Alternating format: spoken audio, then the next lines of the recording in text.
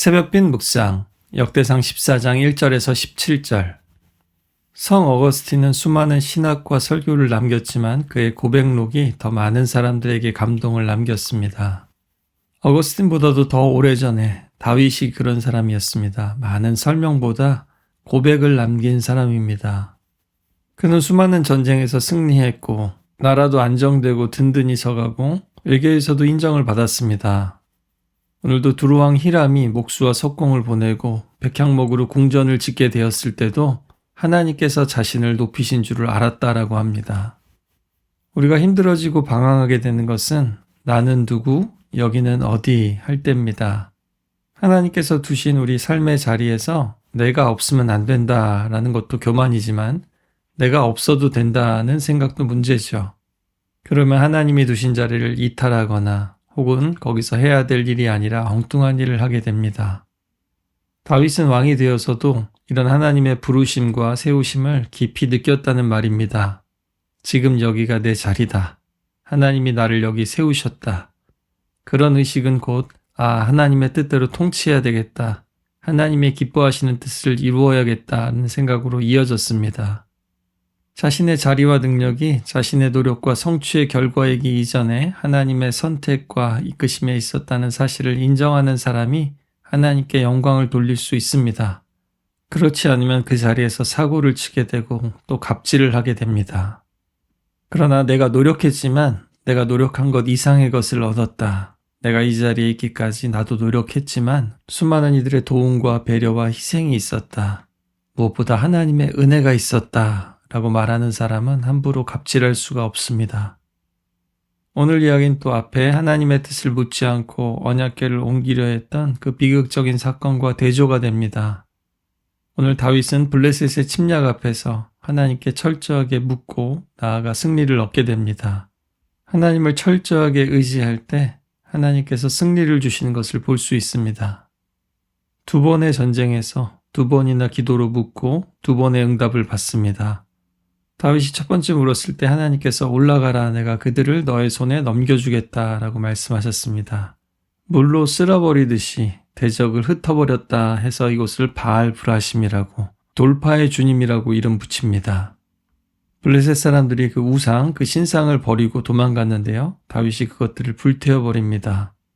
그가 싸운 전쟁은 단지 영토의 확장이 아니라 하나님의 이름을 높이고 하나님의 거룩한 공간을 지키는 전쟁이었습니다.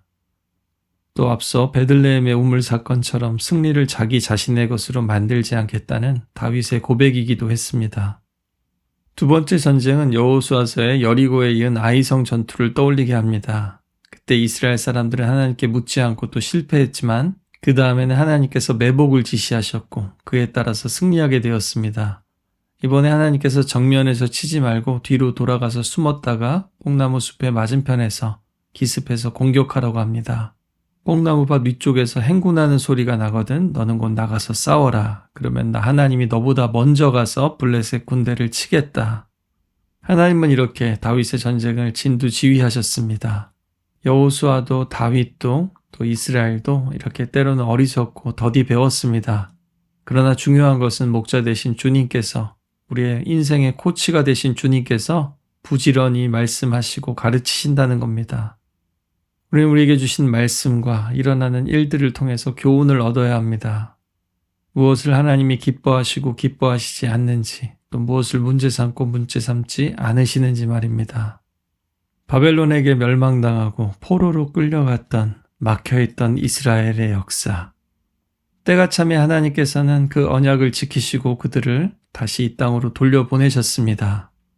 역대기의 역사를, 이 새로운 역사를 읽는 그들에게는 새로운 희망이 되었을 겁니다. 하나님이 우리와 함께 하신다면, 우리가 하나님께 이렇게 끝까지 묻는다면 어떤 어려움도 극복할 수 있다라는 거죠. 바알 브라심, 돌파의 주님입니다. 막혀있던 문이 열리고 멈춰있던 강이 흐릅니다. 여러분에게도 막힌 곳이 있으십니까? 무너진 자리가 있으십니까? 뚫어야 되는 문제가 있습니까? 다시는 못 돌아갈 것 같은 관계이든 심지어 기도가 막혀 있든지 하나님은 그 어떤 것도 돌파하시는 하나님으로 우리에게 다가오십니다. 그리고 그것은 다윗처럼 겸손하게 언제나 하나님께 묻고 기다리고 또 순종하는 자에게 주어집니다. 다윗이 여호와께서 자기를 이스라엘 위에 높이신 줄을 알았다. 그 깨달음은 전쟁의 승리와 전리품으로부터가 아니고 막강한 군사력과 군사의 수가 아니고 가만히 있는데도 시키지도 않았는데 두로왕 히람처럼 필요한 것들을 보내는 이 하나님의 섭리의 손길 속에서 하나님이 주시는 인정과 평강 속에서 왔던 것입니다. 또 전쟁이라는 급박한 상황, 위기 속에서도 기도하는 가운데 하나님을 의지해서 묻고 또 묻는 그 자리 가운데 뽕나무 뒤에 숨어서 엎드려서 작은 발자국 소리에 귀 기울이던 그 자리에서 비로소 깨닫게 된 것입니다. 오늘 이 이야기가 다윗만의 이야기일까요? 우리 인생도 정말 그렇지 않을까요? 우리 인생에도 얼마나 고저가 심하고 또 갑작스럽고 긴박한 상황과 위기가 얼마나 많습니까? 또 싸움만 잘한다고 실력만 있다고 되는 것이 아니라 얼마나 우리 밖의 상황과 또 사람들과 사건과 타이밍이 중요하던가요? 오늘 다윗의 이야기가 우리들의 이야기가 될 수 있기를, 또 다윗의 고백이 우리 모두의 고백이 되기를 간절히 소망합니다. 오늘도 하나님의 은혜와 함께 하심을 신뢰하며 또 우리 모든 문제들을 하나님 앞에서 끈덕지게 구하며 나아가는 시간이 되기를 간절히 소망합니다. 특별히 우리 앞에도 막혀있는 문제들이 있다면 돌파의 하나님, 우리도 믿음으로 돌파하게 하옵소서, 기도로 돌파하게 하옵소서, 함께 기도하며 나아가겠습니다.